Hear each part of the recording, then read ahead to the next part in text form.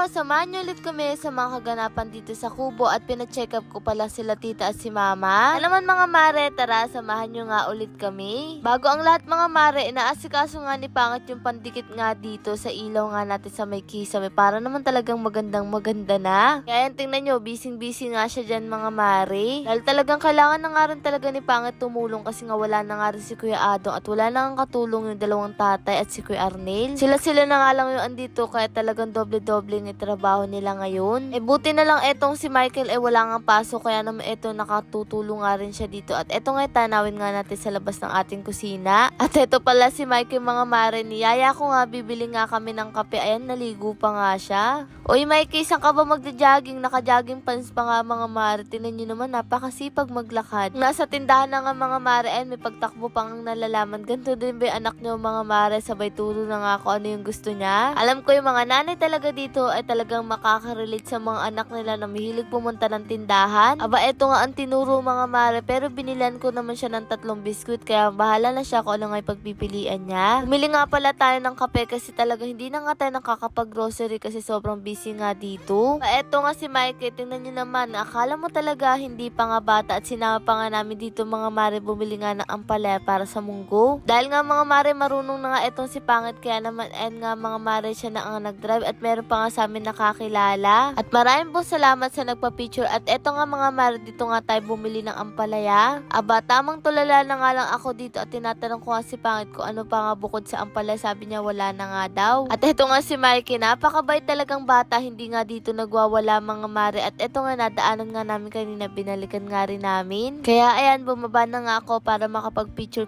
nga kami. Maraming salamat po sa palagi nagpapapicture po sa amin. At ang nakakatuwa nga mga mare, pera usog ay napaka-cute nga nung baby. Aba, sana all may cute na baby. Tingnan nyo naman mga mare, oh. Paalam na nga rin agad kami kasi magluluto pa nga tayo ng ampalaya sa kalabasa. Yung ampalaya pala mga mare, isasawag lang natin yan sa munggo. At eto nga, buti na lang dumating sila Ate Marley na may dalang malunggay. Tamang-tama sa ginataang kalabasa. Maikwento ko sa inyo mga mare, kapag nagluluto ako noon pa man kung kami lang magkasama, talaga ganito siya ang maghihiwa, ako naman ang tagaluto. Kumbaga, teamwork para naman sa ganun ay napapabilis yung mga gawain sa buhay. Dahil nga alam nyo na mga mare, nagsimula talaga kami ni Pangit na kami lang talagang dalawa. Kaya palaging kinukuha ni Pangit dati na trabaho ay pagiging stay-in kasi nga doon at least magkasama kami. Higit sa lahat, gusto nga namin matutong tumayo sa sarili namin mga paa. Aminin natin, maganda rin talaga yung nakabukod ang mag-asawa para sa ganun nagagawa nila yung mga gusto nilang gawin. Nakakapag-desisyon sila para sa kanila. At eto nga mga mare, niluluto ko, tingnan nyo naman, masarap nga oh. At eto, nag-crave nga si Pangit sa kalabasang ginataan ng may malunggay kaya naman nagluto nga rin ako. Aba mga mare, ilang taon na kami ni Pangit ay talaga namang sawang-sawa na yan si Pangit sa luto ko kasi hindi si Pangit marunong magluto. Ako kahit papaano, bata pa lang na-train na nga ako ni mama magluto-luto. Ngayon na nga lang talaga hindi ako nakakapagluto dahil nga sobrang busy. At ang nakakatuwa dito mga mare, 2 buwan na nga mahigit eto, ngayon nyo palang nila naisipang melona pala dyan para hindi sila mainitan kapag nagbibistay. At eto nga mga mare, malapit na nga maplatadahan to lahat etong pader nga natin. Excited na excited din kasi ka dyan mga mare kasi kukulayan natin ng puti tapos lalagyan nga natin ng ilaw. Ang galing nun oh. Tiyak na gaganda talaga to mga mare ka at sobrang simple nga lang dito sa atin. Eto nga si tatay, busy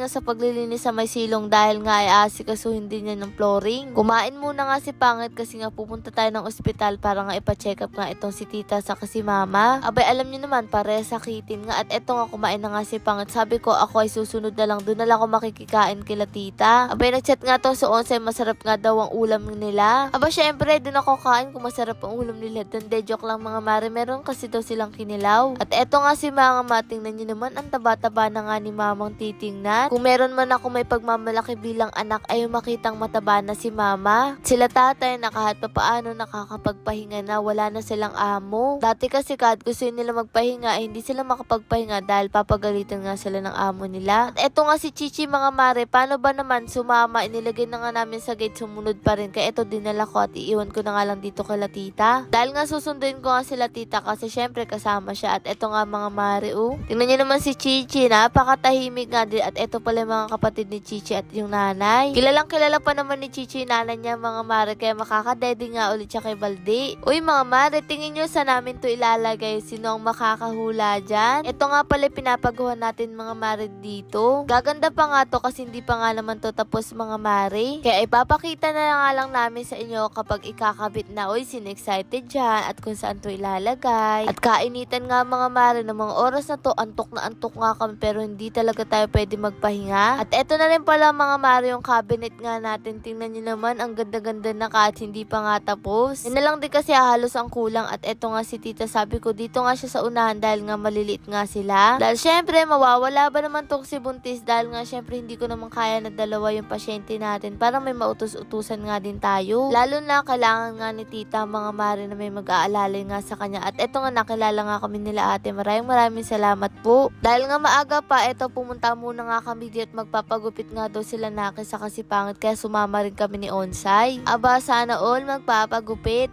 Joke lang mga mare, deserve naman nito ni Pangit, minsan lang naman siya magpagupit. Napagdesisyonan ko na nga rin mga mare magpalinis ng kuko kasi nga nainip din ako at ang tagal na nga ng kuko ko, hindi ko pa malinis-linis. Ba hindi naman halata mga mare, antok na antok talaga ako ng mga oras yan kasi nakakaantok naman talaga. At eto nga si Buntis, nagpalinis nga din ng kuko siya, sana all mahaba ang kuko. Aba eto nga si Naki, hindi makamove on sa itsura niya kaya ayun, tingnan niyo naman salamin ng salamin kaya tao kami ng tao ni Onsay. Dali na nga lang daw ni Naki yung salamin para naman hindi siya mahirapan. Pagkatapos ng mga mare, bumalik na nga rin kami, baka nga sila mama na yung susunod pero hindi pa rin pala. Dahil hindi pa nga ako nanananghalian, eto uminom muna nga ako ng buko. Medyo masakit na rin kasi talaga ang tiyan ko mga mare at eto nga siyempre dito lagi tayo bumibili kay kuya. At habang bumibili nga ako ng merenda na nakakilala nga ulit sa atin, maraming salamat po. Ba ito si Pangit sa kaya pupuntang Korea to mga mare, tingnan nyo naman nakaboots pa. Wala kasi siyang tsinelas mga mare at ayun, sinusubuan ko ayaw nga, choosy pa. At habang kumakain nga kami mga mare, eto may nagpa-picture nga ulit, maraming salamat po sa inyo. Eto pa nga mga mare, ang kukit nga ng mga batang lumalapit sa amin. Sa'yo na ba to para magka-baby? Charot. Tingnan nyo naman yung mga batang lumalapit sa amin, ang gaganda at ang popogi. At eto nga rin kabataan, maraming salamat sa inyo. Nakabili na nga at natapos na ang check-up ng dalawang magkapatid. Eto nga mga mare, lumabas na nga rin kami. At shoutout na nga rin po sa lahat na nagtatrabaho sa Nazareno. Sa lahat po nagpa-picture sa amin kuya, ang mga